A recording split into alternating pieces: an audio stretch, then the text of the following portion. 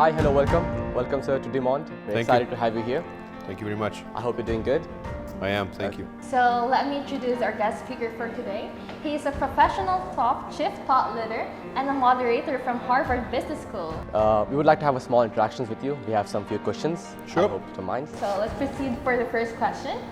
How does your workplace promote cultural competence, and what initiatives or policies are in place to ensure inclusivity? So as an organization, we are registered in the UAE as a legal entity registered with the Dubai authorities. But our focus in terms of our services that we offer is for different cultures, multinational cultures. So we have decided in the organization that we're going to, because we also have in our company different nationalities that work in the company, also in terms of the ownership from different parts of the world.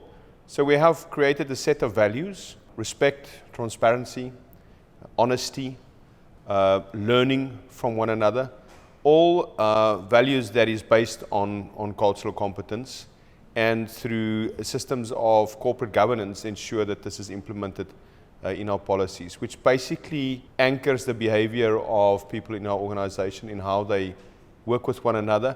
And it goes beyond transparency and respect and trust. It is primarily about learning from one another, and then from that trying to figure out how we can best optimize that to be more competitive in today's market. How can educators integrate cultural competence into the curriculum to create diverse learning atmosphere? Well, that's a brilliant question. Thank you for asking that question, because we often, when we author a book or we author an article, it's based on practice, on reality, what's really happening out there in the world of work. And we often find that universities and business schools are slow to respond to the latest trends, and they wait for economies of scale, or they wait for it to really become a pressure point that people wanted before they actually included in curricula. So how to is really just for leadership in these institutions to realize the importance of inclusivity, equality, something like female leadership, for instance, which has been a very prominent topic. All of those can be included into business management curricula quite easily by authoring a program on something like that. If you take cultural competence as an example, it is a book. We have developed an index which allows companies to measure cultural competence internally. So how do I now make that part of the curricula? Typically, we author a program which is then fitted into that curricula. It can start off as an elective. It doesn't have to be a structured part of the curriculum to start with. It can start off as an elective. And as participation and popularity of that grow, one can make it more a fixed part of the curriculum.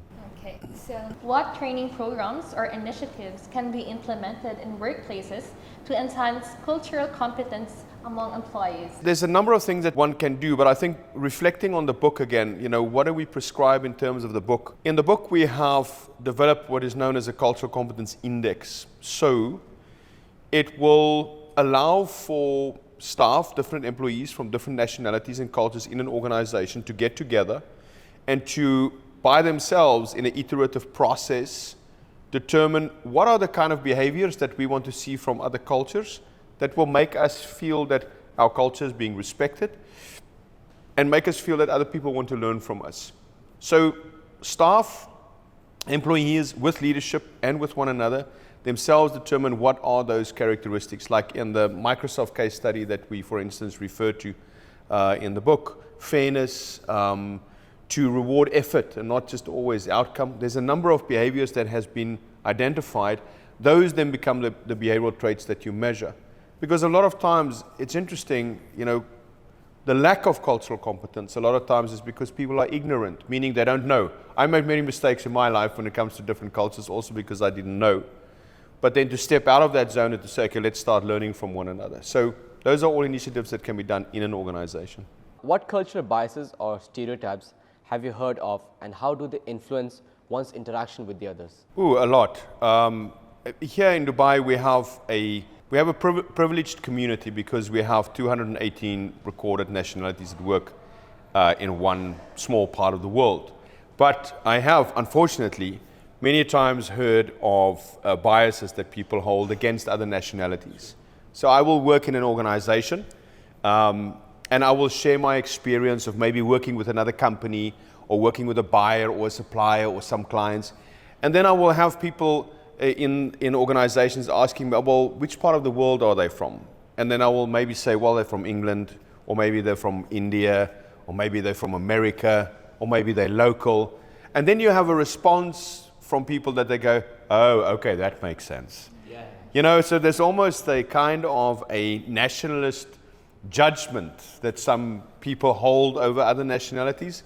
So I think those biases are quite common, and those, of course, are the biases that we try to address and to eradicate through the book on cultural competence, because the idea is to not say, oh, okay, that makes sense, but the idea is to be curious and to go and learn and try and understand, well, why is it that people behave in that manner?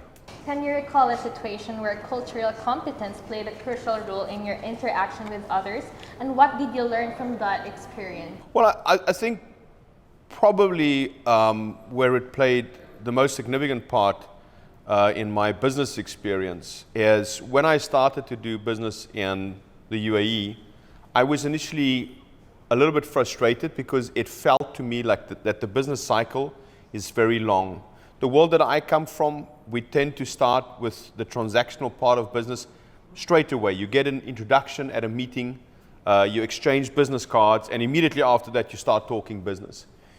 And here initially I was quite frustrated because it felt that it took longer, until I understood the nature of the local culture, whereby they first would want to socialize, they first want to get to know you, they first want to spend a little bit of time with you, and over time establish trust and really learn from you, and also have the reciprocal expectation that you really learn from them. And once I understood that it's not that they don't want to do business with me, it's not that they take longer to take a decision, it's just their way of doing business is to establish that trust first, and trust takes time. It doesn't happen overnight. So to establish that trust first, once I understood that, it was able for me to model our business and our funding and our cash flow cycles differently so that we could fit into that local context. Okay, thank you for that valuable insights. This served as an eye-opener and awareness to everyone. It's such a pleasure to have you here in DeMont. And for the audience, thank you for tuning in. You're most welcome. Thank you. Thank you Thank so you. much.